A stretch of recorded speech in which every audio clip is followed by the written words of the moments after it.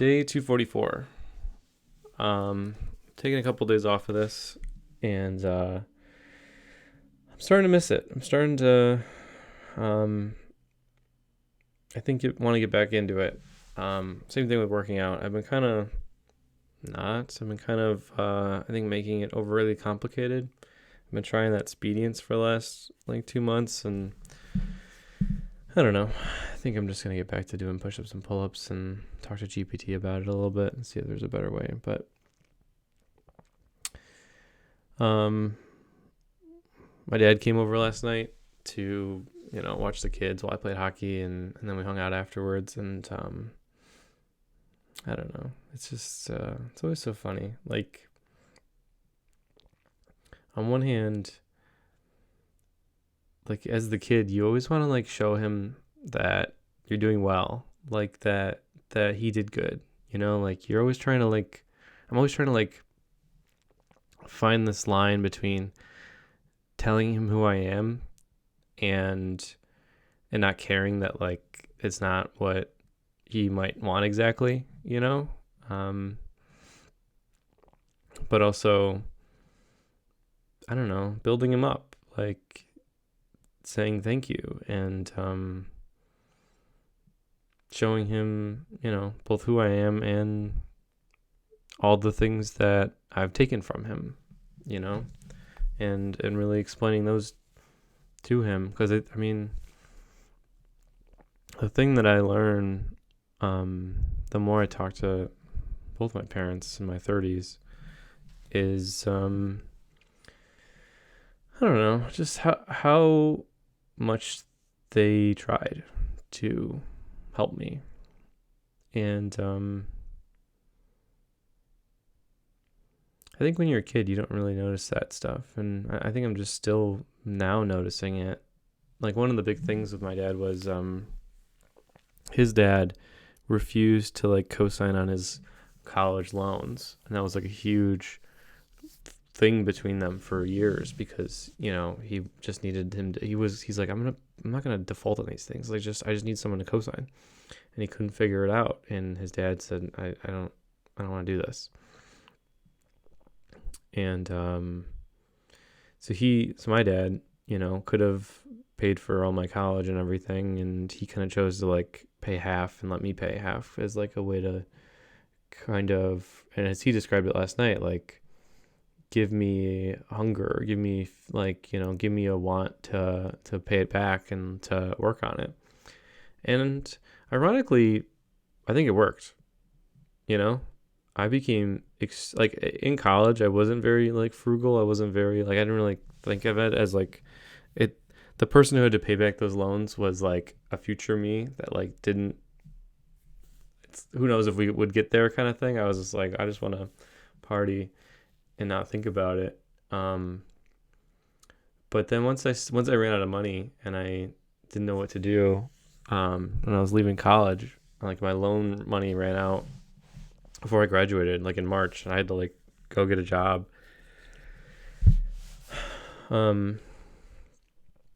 That's when I started looking at this. Like I think I had like $60,000 or $70,000 of loans to pay back. As like, crap. Okay, this is like not gonna be fun. This is not gonna be easy. Like I want to get rid of these as soon as possible. And that's when I started getting really frugal. And I think that's defined a lot of who I am. Is like. And I think my parents taught me that too, like to be thrifty and to like, I don't know, not, and my parents fought about money a lot too. So it's like, I think that's in my head too. But that's when I started paying it all back. And I feel like my opinion about money has changed several times since then, but I don't think it's gotten, I think it's gotten more realistic. The joke that I tell is I used to do the math, and I found out that bars of soap to wash your body rather than body wash, bars of soap are like 1/10 or 1/20th of the cost of body wash. Like I could buy 8 bars of soap for like $3 or whatever, and those would last me like 6 months or something. Like bars of soap pretty much never like it takes a long time for them to get small and useless, and there's usually like 6 or 8 of them in a pack, and they're like $3, and body wash is like $4 or $5 for a canister of it, and then you lose it, it's all gone in a month. And I would do all these like stupid things to save, $2 or $3 at the end of the year, and it's like that's like not nothing. But then in my like mid 20s, I kind of realized that like once I got out of debt, I was like, I don't think I should go nuts, but I'm allowed to eat out once a week, like very basic stuff. I was like, yeah, I make, pretty good money. I'm an engineer. Like I got a basement apartment. I bought a car off Craigslist. Like I was like doing all the things to like save money and make good decisions on things that I find like valuable or not valuable. But I don't know. All I'm trying to say is it's so interesting, like seeing it, like talking to my dad from his perspective, and now being like old enough to like kind of understand the decision he was making and the consequences of it. Like I see both sides of it now because I lived my side, and now I'm hearing it from his side and thinking about my kids and like empathizing that way about what it would be like and how I would make that decision. And I don't know. It's just they're really hard because I think the hardest part is that you don't know how the kid's gonna react. Like you don't know if you're pushing the right buttons. I'm sure you like get better at it. Like the more you understand your child and you spend time with them. And like my kids are 3 and 1. Like they don't really have enough of a personality to know what buttons to push yet. And I'm not really pushing buttons of a 3-year-old, but he's pushing my buttons, I guess you would say. But yeah, it's going to be a interesting transition to learn how, like what they need from me to be better, to succeed. And it's in my head too that like a lot of times kids do better with less help. And the crappy thing is it's super painful to watch your kid need help and not give it to them. And I don't even know if I can do it, honestly. I don't know. I haven't gotten that far. Like, one day at a time, we'll get there. It's overwhelming to think about. But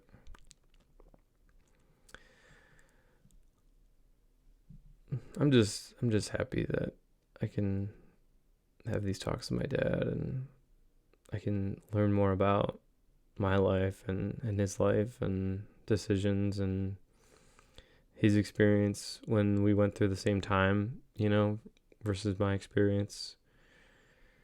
And I don't know. You never know what's actually going on with somebody. And like I think I've said this several times in these episodes. It's like the more I see my dad as a fellow human, or I pretend he's a friend of mine. I don't know. It's so easy to be so critical of your parents, but I don't know. Like he's a great dad. I think I've been blinded by so many things, his relationship with my mom, like, my teenage angst, whatever. I don't know. Like, I like to make up these stories in my head about, not that he was bad, but that he wasn't the right thing and that I wanted at that time, and I'm sure I was making sure he wasn't the right thing. I was, really specifically wanting something else on purpose. But I don't know. I mean, I think it's every child's dream to be a better parent than their parents were. And I think I'm close. I think I'm getting there. I think it's, I think the hardest part is discipline, consistency, being present day after day after day after day. and being ready to play with them, and seeing them like like you haven't seen them for a week or a month every day when you see them, like being that excited. But I don't know. I mean, I think part of the reason it's been a large, growth opportunity for me is because I think I have a really good dad. And I think it's hard to beat him.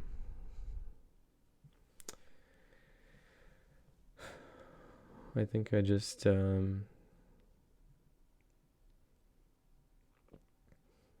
think the story I've been telling myself is wrong. Not that I was telling this terrible story, but every time I meet him, it invalidates part of the story, any of the story that I have about his life, my life, our relationship. And I don't know. It's just,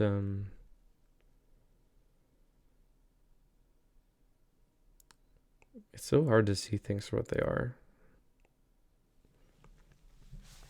It's so hard to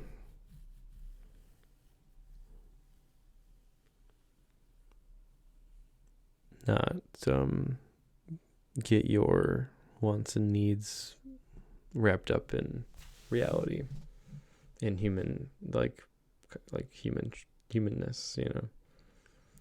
People, your parents are going to be human, and I think I've only focused on that part. I think I haven't focused on all the good things. So, and my dad's gonna give me a recording of my grandpa like telling stories about the war, which I'm super pumped about. That's like, I thought I want to hear about the war, I guess, as much like about like dying and violence, but I continuously am just so like, I just, like he could have easily died in the war and I wouldn't be here. There's so many little things that happen that affect like me existing, not me being happy, me existing. And I don't know. I know this is gonna sound crazy, but one of the reflections I've been doing to be more grateful. I recognize this is kind of stupid and everyone's gonna like roll their eyes at me, but like the fact that we have eyes and we can see things is kind of crazy. It's kind of like first of all, I've like read up on the evolution of eyes being created, and like it's kind of insane. Like there was a light spot and some multi-cell organism, and then they improved it, and eventually this light spot happened so that they can see the difference between light and dark, and then like therefore know how to eat or find people or things to eat, whatever. And eventually it creates eyes. But I don't know, like obviously eyes are an advantage evolutionarily, but like what magic is this place that we're in that being able to see it is like, we could have easily not developed that trait, and seeing is just like the coolest thing ever. Because it just I don't know, it just makes everything better. I don't know, it's just it's very cool to be able to see. And when I'm not feeling great, I just remember, I've been trying to remember that like, what if you couldn't see though? Would that be worse or better than this? And there's no way that whatever I'm going through is worse than not being able to see, or having never been able to see, all the things. So, like I said, I know that's kind of crazy, but I've been trying to use more aggressive reflections because I think I think in life there's ebbs and flows of your discipline and consistency and attention and focus, and I'm trying to be better about keeping on task with those things. But part of the problem is that over long periods of time, the things that make you disciplined and consistent wax and wane, and you kind of lose control of them. And I think of it as like, like a sine wave of your emotions and your feelings. And I found that it helps if I have drastic reframes. I have like huge differences in who I am and what I'm going to reflect on is what I'm going to be thankful for. If I'm thankful for this, great house or this great shirt, like at some point you go, this is stupid. It's a shirt, it's a house. Like it's not something that it really matters. But the bigger I go, like thank God I exist. Thank God I have eyes. Thank God I developed eyes, Thank God I can see things. It's pretty cool, Thank God I wasn't born in the medieval times or before, around 2,000 years ago. My life expectancy would be 30 years. I'd be almost dead. I would be an old man. Those are the kind of large gratefulness exercises that I think open my brain up more.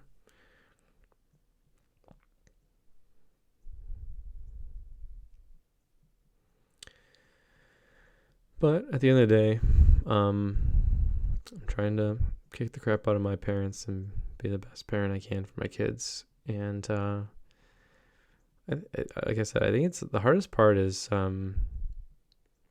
knowing where to push, where to pull, and where to do nothing, and where to just smile and wave and be happy. Because I think sometimes it's really easy to know what to do, but a lot of times it's not. And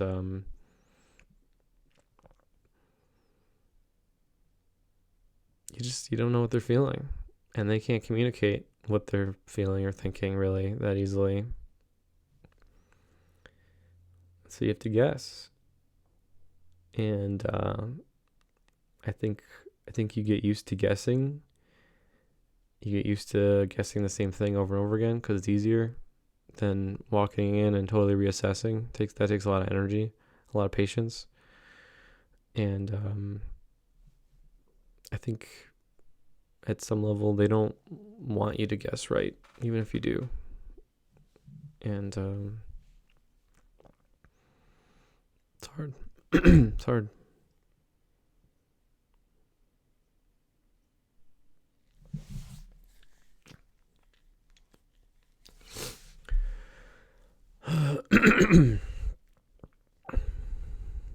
Well, I gotta get to work. Yeah, a lot of stuff to do.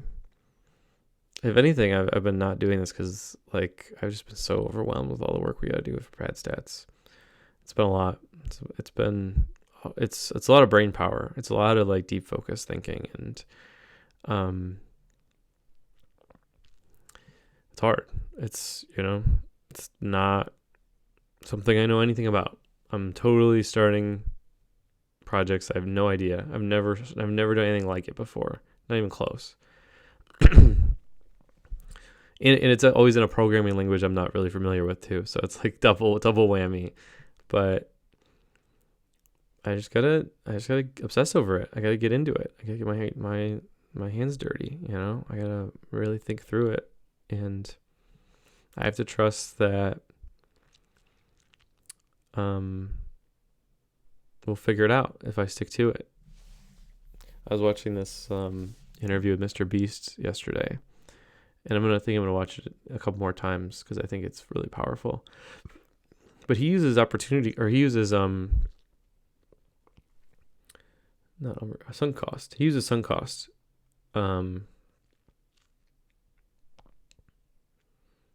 as a mechanism to push himself further. Meaning, I'm already this far into it. I'm not going to quit now because all that time would have been wasted.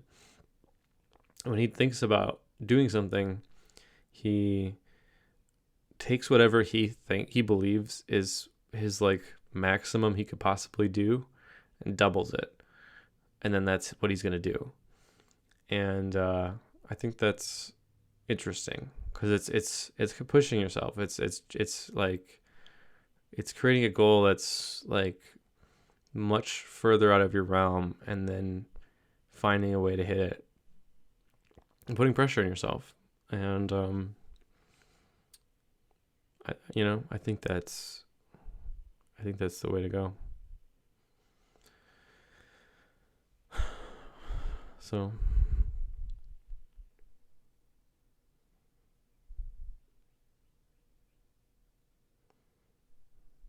I think that's all I got today. But it's good checking in again.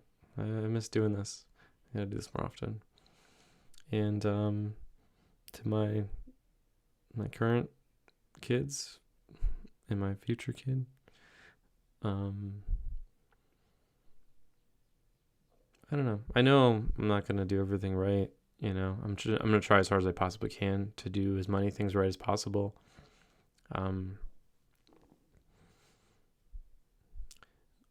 I think the hardest part is you can't understand my love until you have a kid of your own.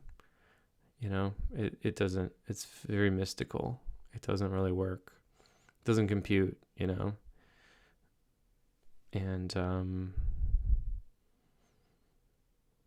and I don't think my humanness will make sense to you until you're 25 or 30 anyways.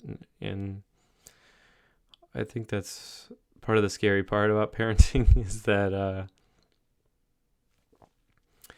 you don't get feedback for 30 years.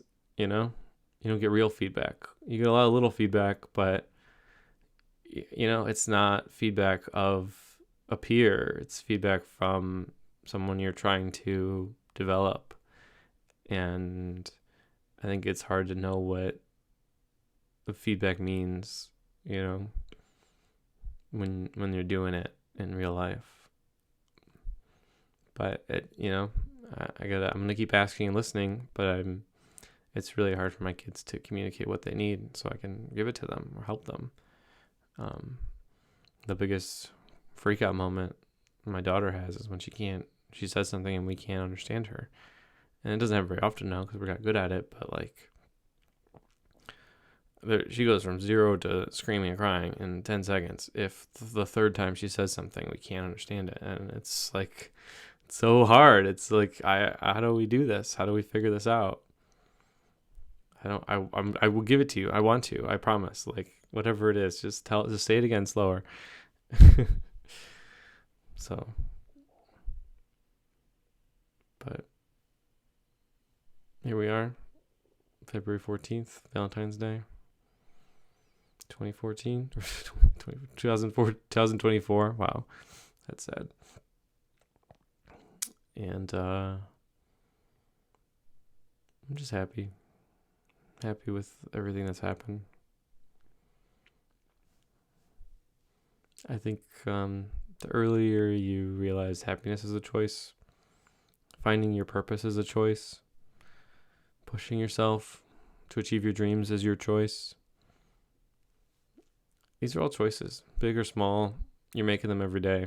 Most people are just making really small choices every day that eventually lead to a path that they're on and habits that they form.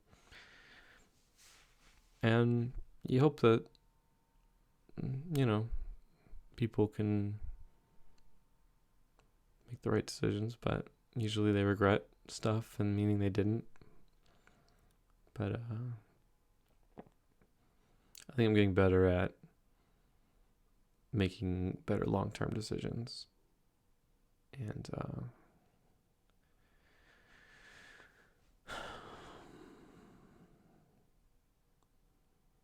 let's keep going at it, keep trying. So